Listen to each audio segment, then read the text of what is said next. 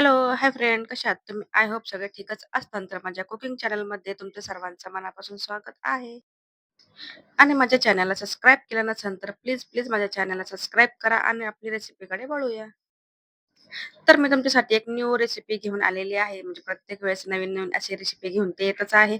पण आज पण एक छान अशी रेसिपी घेऊन आलेली आहे.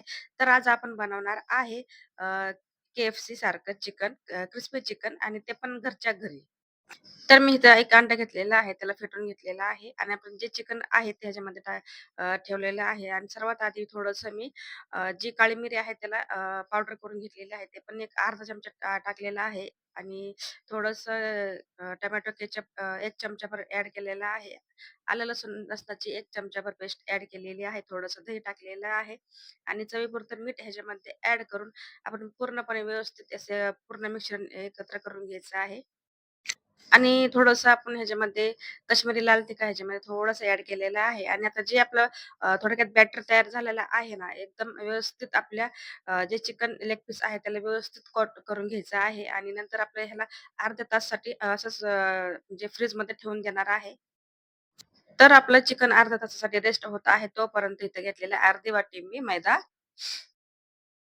आणि हा व्हिडिओ शेवटपर्यंत नक्की पहा आणि तुम्ही तर पाहिलंच असेल की अर्ध्या वाटी मी घेतलेला आहे इथं मैदा आणि त्याच्यामध्ये थोडंसं 2 चमचे मी कॉर्नफ्लॉवर ॲड केलेलं आहे. थोडंसं काळी मिरीची पावडर ह्याच्यामध्ये अर्धा चमचा ॲड केलेली आहे. आणि 1 चमचाभर मी ह्याच्यामध्ये लाल तिखट म्हणजे काश्मीरी लाल तिखट ह्याच्यामध्ये ॲड केलेली आहे. चवीपुरतं मीठ ह्याच्यामध्ये ॲड करून आपल्याला जे पावडर आहे हे करून घ्यायची आहे. नंतर आपल्याला आपल्या चिकनसाठी कोटिंगसाठी लागणार आहे. तर म्हणून हे पूर्ण मिक्स करून घेतेय. तर जे आपण मैदा मिश्रण आहे पूर्ण एकत्र करून घेतलेलं आहे आणि आपला अर्धा तास पूर्ण कंप्लीट झालेले आहे आणि आपलं जे चिकन आहे पूर्ण जे मसाल्यामध्ये आहे ना पूर्ण मिक्स असं झालेलं आहे. तर आपण जे तुम्ही मगाशी पाहिलेच असेल की जे जे मसाले मैद्यामध्ये जे मसाले वगैरे टाकून मी ॲड केले होते सगळं आणि ते नंतर आपल्या आधी म्हणजे थोडंसं मी थंड पाणी पण इथं 1 तांब्याभर थंड पाणी घेतलेलं आहे आणि तुम्ही पाहू शकता आपल्या जे हलक्या हाताने जेवढं होईल तेवढं हलक्या हाताने फक्त त्याला कोट करून घ्यायचं आहे. म्हणजे जी पावडर आहे ना व्यवस्थित लागली पाहिजे आणि नंतर आपण थंड पाण्यामध्ये ह्याला डिप करून परत आपण ह्याच मैद्यामध्ये ॲड करणार आहे.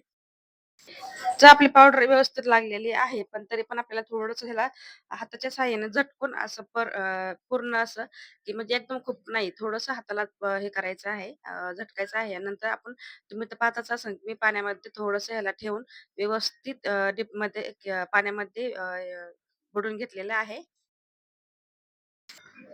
तर तुम्ही पाहिलंच असेल, की मी पाण्यामध्ये आपल्या चिकनला किती वेळ ठेवलेला आहे. 1 ते 2 सेकंदच झाले असतील.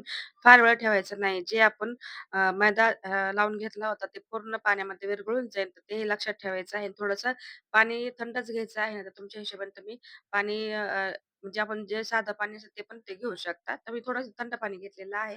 तर तुम्ही पाहताच असाल, आपला जे मैदा आहे ना, ते व्यवस्थित परत हळूवार हाताने कोट करून घेते आणि नंतर आपल्याला तुम्ही ज्यावेळेस आपण KFC स्टाईल जर बनवत असेल, तर आपण बाहेर पाहतच असेल, की कसं पद्धतीने भेटतं. तसंच आपण आपल्या घरी असंच बनवणार आहे. तर त्याच पद्धतीने आपल्याला थोडंसं रेसिपी पूर्ण फॉलो करायची आहे.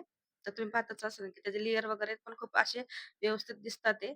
तर आता आपण एका कढईमध्ये तेल तापायला ठेवूया आणि साधारणपणे आपलं पूर्ण असं तेल म्हणजे तापलेलं आहे. आणि गॅसचा फ्लेम जी आहे ना, व्यवस्थित म्हणजे एकदम गरमच ठेवायचा आहे. कारण जे आपलं चिकन आहे ना, आतमध्ये पण शिजलं पाहिजे. हे पण थोडंसं लक्षात घेऊनच आपण व्यवस्थित अ, अ, जे आपलं चिकन आहे, KFC स्टाईल चिकन जे आहे ना, व्यवस्थित आपल्याला आतमध्ये शिजन असं थोडंसं लक्ष द्यायचं आहे. तुम्ही पाहतच असाल, की मी एक पण आधी टाकून पाहिलं, नंतर मी व्यवस्थित दुसरं पण टाकलेलं आहे आणि ह्याला मी गॅसचा थोडासा मीडियम फ्लेम करून ह्याला शिजून घेणार आहे. हाय फ्लेमवरती आपण जास्त ह्याला शिजू शकत नाही. फक्त हे वरच्यावर क्रिस्पी क्रंची वगैरे होतात, पण आतमध्ये अजिबात शिजणार नाही. असेच कच्चे राहतील. ते पण थोडंसं लक्षात ठेवूनच मी थोडंसं पूर्ण असं शिजून घेतलेलं आहे. तर तुम्ही पाहतच असाल, की एकदम क्रंची, क्रिस्पी आणि एकदम फार आणि तुम्ही लेयर पण त्याचे पाहू शकता व्यवस्थित असे झालेले आहे.